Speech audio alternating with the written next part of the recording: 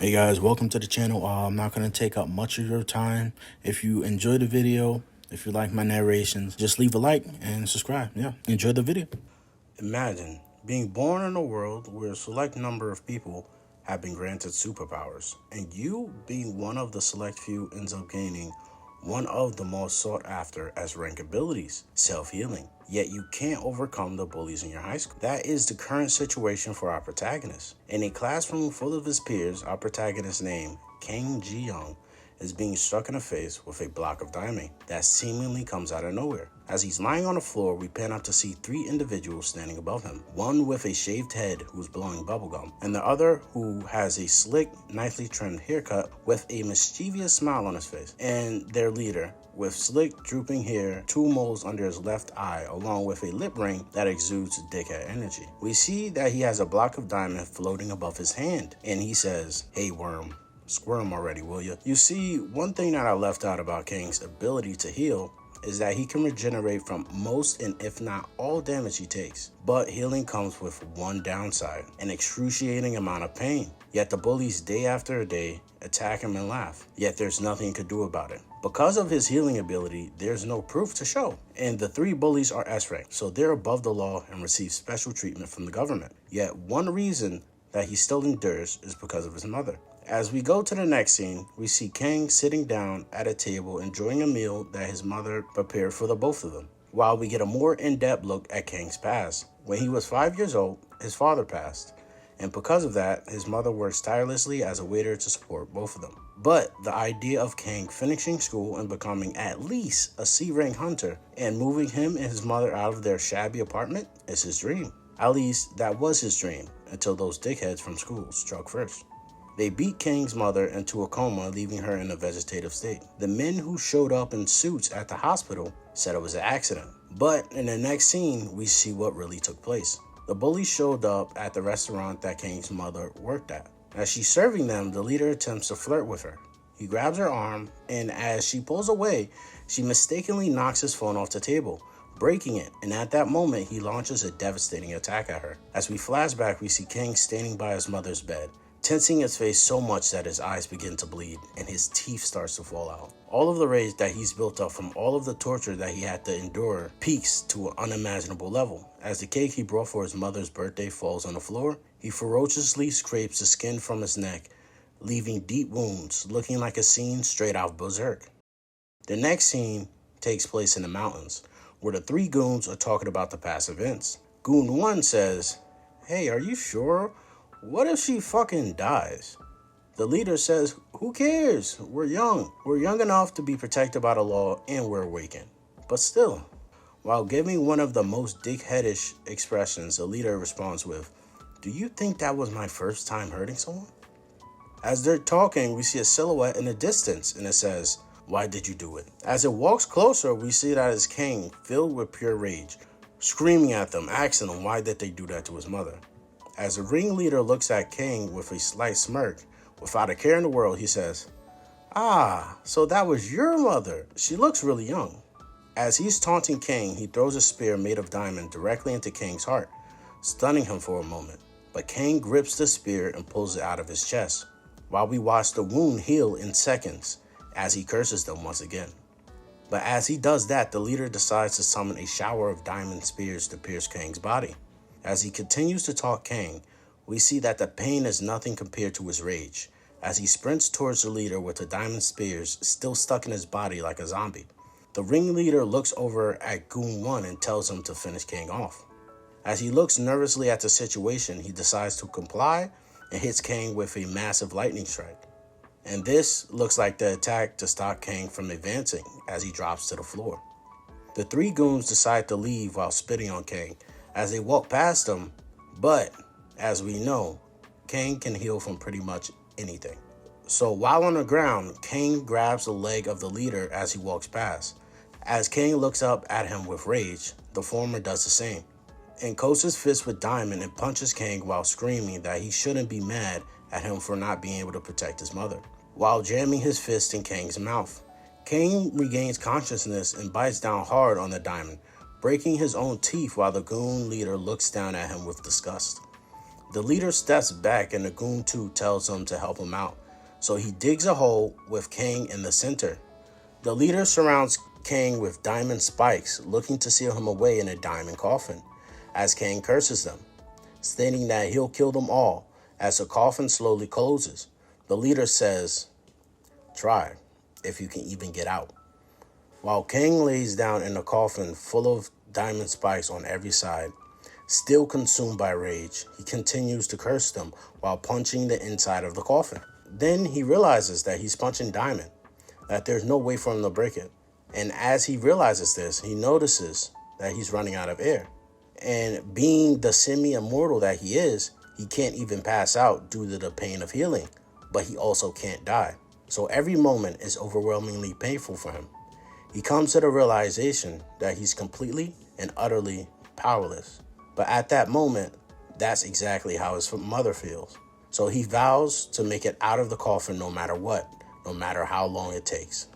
In the next scene, we are looking at a TV broadcast and can only see the silhouette of the people on the screen. There's a host and 3 hunters sitting together. We're coming to you live with Meeting Hunter. We're here with the famous S-rank hunters. The 3 are famous for their kindness. I heard you even do volunteer work too.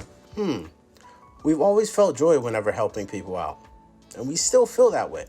And we see that it's the 3 goons. Wow, amazing. Next question. I heard you hurt a civilian 5 years ago because of a ability outrage. As the leader begins to shed fake tears. She was my close friend's mom.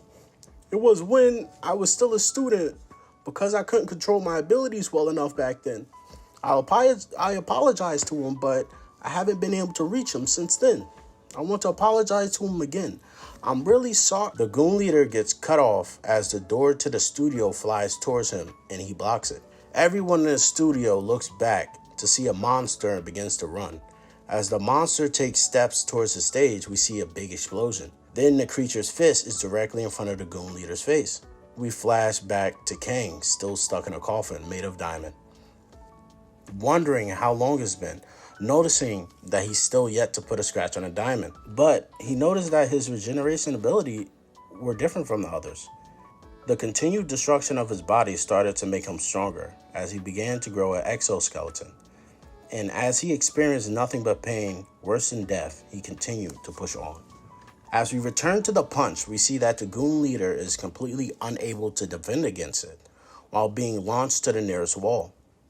Goon 1 and 2 look dumbstruck as they see a creature covered in bone with spiked shoulders and one glowing red eye. As they stand there staring at it, it utters 3 words. I got out. As we begin Chapter 2, we see the leader of the 2 goons struggle to get up as he tells his comrades to kill him, not recognizing who the creature in front of them really is. Goon 1 then charges up a massive lightning bolt and hits Kang directly with it. As he takes the hit and winces in pain because of his healing, he then dashes straight towards Goon 1 and cuts his head clean off, leaving the leader and Goon 2 stunned. Kang then lets out a breath of relief as Goon 2 launches an attack at him, sealing him in a stone, but fool him once. Kang effortlessly gets out and grabs the bottom of Goon 2's jaw, leaving the gum that he was chewing splattered on his mouth as he looks at the situation in fear of what's to come. Then, without hesitation, Kang rips his lower jaw clean off, like pulling a rubber band until it finally snaps.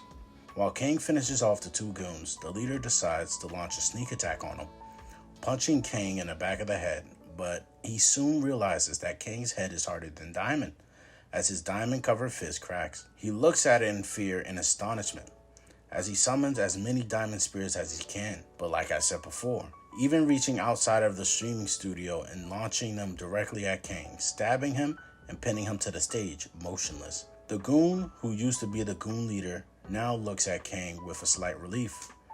But as we know, this is something that will be short-lived. As Kang begins to move, the leader looks on with fear, while Kang stands up while the spikes are still inside of him, pinned to the stage, as his body rips and tears.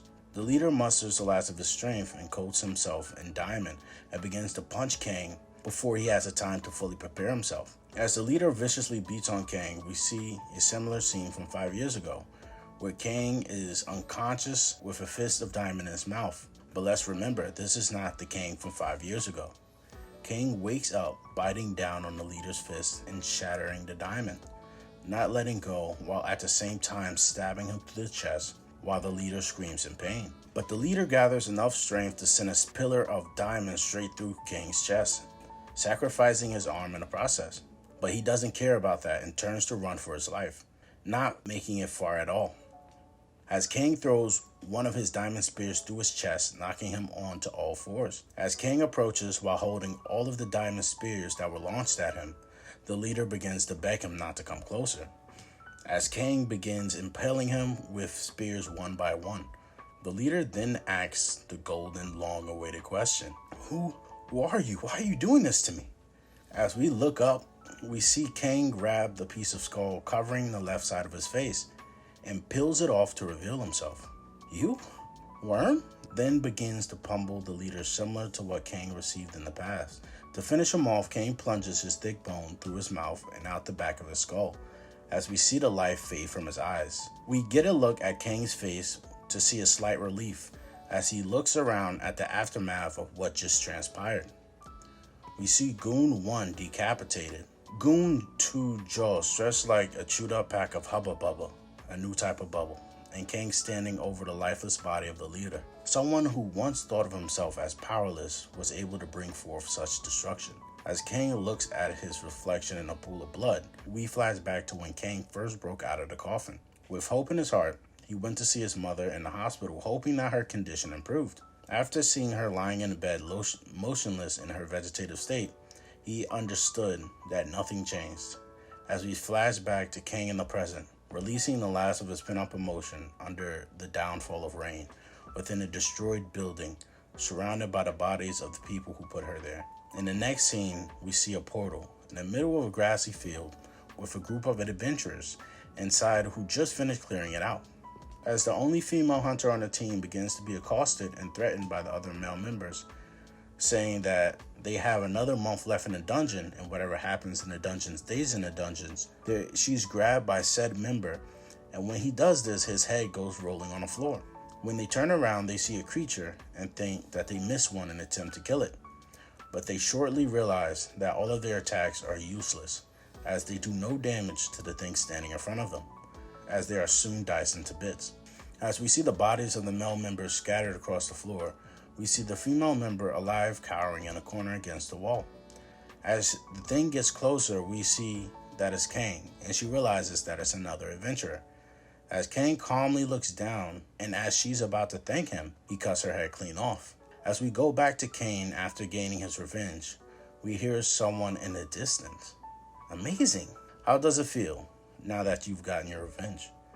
As Kang questions who the person is, we see a mischievous-looking blonde woman with short hair who introduces herself as Sim Jae-young and reveals that she's been watching Kang for a while, since the incident 5 years ago. Kang then, without hesitation, launches at her, and before he could drive his thick bone into her skull, she says that she can save his mother, announcing that she's the only S-rank healer in the world. He questions her trust, then she reveals that she's been keeping his mother alive all this entire time. As Kang questions what she wants, we get an overarching idea of what's going on. She begins to explain that the hunters are too strong, meaning that military forces are no match for them, and that there are hunters even more powerful than nuclear weapons. But thanks to them, the monsters inside of the gates have been mostly killed. However, the gates did not disappear, and the gates are now being used as pathways for nations to fight hunter wars. And their nation isn't strong enough to even stop the Japanese hunters from invading until he appeared. If the Koreans responded with force, there would be an all-out war that they wouldn't win. But if they send a monster, it shouldn't be a problem. She says that if he'll be their monster, she'll save his mother, as we see Kang in the cave with a group of dead adventurers as tears of blood rolls down his face. Next, we go to an office in Japan, with someone sitting behind a desk addressing the Minister of Defense, asking him why haven't any of their hunters taken over Korea, as we are introduced to the Prime Minister of Japan. As the Minister of Defense apologizes, the Prime Minister asks him, what action will he take to rectify the situation? He then takes full responsibility and states that he will take on the issue himself. Ikosai, Japan's #1 hunter. We return to the portal in the grassy plains as Ikosai enters the portal looking for the cause of his missing hunters. He states that such a dungeon is enough to subdue them as he cuts down a group of goblins in front of him. As he reaches the end of the tunnel, he sees Kang sitting atop a pile of hunter corpses and becomes enraged by the sight and fact that dozens of his fellow Japanese hunters have been slaughtered like cattle. With no hesitation in his heart, the Minister of Defense slashes straight towards Kang's head, but is blocked before he can make contact with his neck. As they begin to trade blows back and forth, Kang attempts to throw a right jab towards Ikosai's face, but he dodges and lands a punch straight in Kang's gut. Ikosai winds up a strike with his sword, Kage-ryu, First Moon, and lands a vicious attack, pushing Kang back while the soles of his feet drags across the ground, and Kang coughs up blood as he continues to get pushed back. Second Moon. The minister lunges at him, creating 2 waves of energy, aiming directly at Kang as the impact pushes Kang back further. Third Moon. As the minister lunges forward with his third strike in mind, his sword reaches inches away from Kang's neck. Kang ducks while retaliating with a counterattack that comes centimeter close to Ikosai's neck, but with little to no effort, Ikosai slices Kang's arm clean off. Remarking that his body is as hard as diamond, but his sword can easily slice through it. As he finishes Kang off by cutting off his head, Ikosai sheaths his sword while sighing in disappointment that his men died to something like Kang. We zoom into Kang's decapitated head, lifeless eyes, as we get more backstory about Kang's father. In a time when Kang was a young boy, his father worked a lot, but he was warm, and that's what he loved about him. As we see Kang's father standing across the street with a bag of Popeyes waving to him. Kang, young and tempted by the Popeyes, runs across the street not knowing that a truck was barreling towards him. Kang's father immediately pushes him out of the way, sacrificing his own life to save him. Afterwards, they fell into the situation that they existed in 5 years ago, swamped by debt while Kang's mother worked tirelessly, and every night she cried herself to sleep mourning the loss of her beloved husband, while Kang was beside her in bed, blaming himself for his father's death, telling himself that she doesn't deserve a son like him, and attempts Sudoku on himself, but finds out that he's awakened as his wrist heals. His mother runs into the room, crying after realizing what he attempted to do. They cry together as he states that he'll become a hunter and make her happy, as we see her in the hospital bed in a vegetative state. As we go back to Kang's lifeless head, we see his eyes spring to life as he thinks back to what he talked about with the blonde woman, Sim Jae-young, as he says, become our hunter and hunt Japan's top hunters. Kang's head then begins to grow a partial skeleton and skitters towards Ikosai and bites his ankle. Ikosai, in a state of utter disbelief and shock, looks down at his ankle to see Kang's severed head with a partial skeleton biting his ankle. A regenerator? I cut his head off. As Ikosai attacks, knocking Kang off of his ankle while preparing an attack formation similar to 64 Palms.